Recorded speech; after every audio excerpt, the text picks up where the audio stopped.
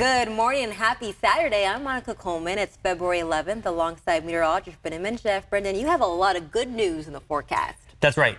Tomorrow is Super Bowl Sunday, as we all know, but I'll tell you what, the weather is going to be even better than the game. Let's put it that way. That's a big prediction. Even better than the game. That's my prediction for the score. Okay, let me ask you real quick. KC or the Eagles?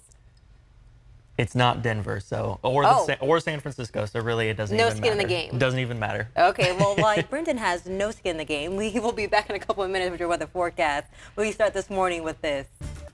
The U.S. military shot down another flying object spotted off the coast of Alaska. The Pentagon saying President Joe Biden ordered the takedown, and now they're trying to figure out exactly what this object is and who it belongs to. ABC's Ty Hernandez leads us off. According to police, the driver escaped that crash, carjacked someone else, and led police on a chase that ended in Elk Grove. That's where police arrested the 28-year-old suspect. He's facing a number of charges, including gross vehicular manslaughter while drunk and vehicle theft. Elk Grove police released parts of the dash cam video of the shooting of Devon Lewis. He's accused of killing 18-year-old Soraya Acosta in Rancho Cordova on the 1st of the month. A family in Stockton is frustrated and asking for help. They're trying to find out who this woman was. Animal shelters are overcrowded, and sadly, many dogs do not get a chance to find a new home. But one California lawmaker is hoping to change that.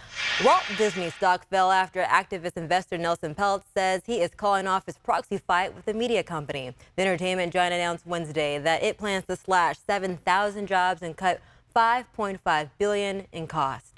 A top Southwest executive told a Senate committee that the airline is revamping its technology following a December meltdown when bad weather and software errors forced the company to cancel 16,000 flights over roughly 10 days. U.S. oil company ExxonMobil is reorganizing its corporate structure, cutting costs and trimming some jobs. It comes after the company posted a record profit in 2022. And this morning, the IRS says the middle-class tax refund does not need to be reported as income on your return this year.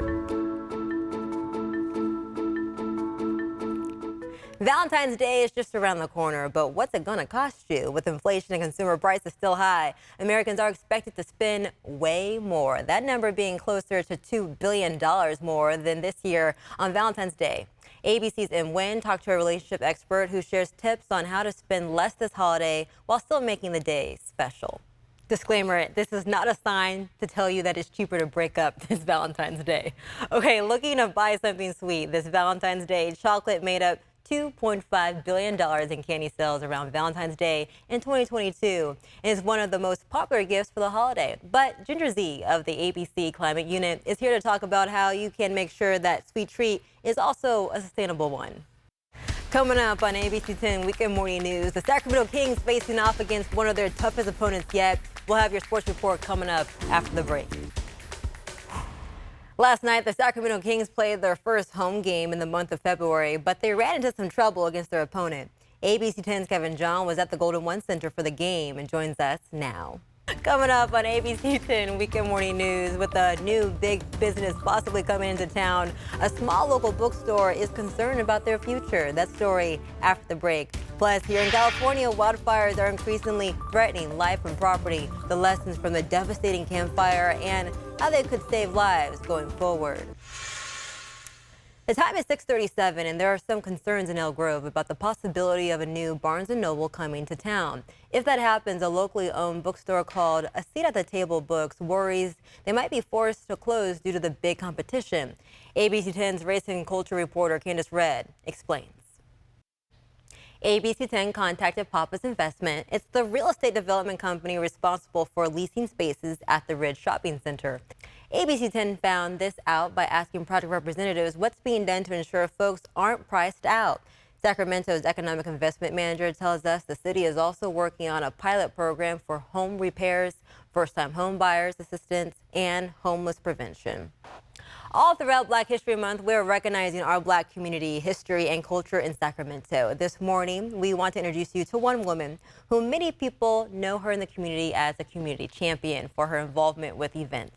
Meet Michelle Martin Neal. It's a blessing to be Black. It's a blessing to be Black, yes ma'am. And we are just getting started. We will be spotlighting people making an impact throughout Black history, so stay with us on ABC 10.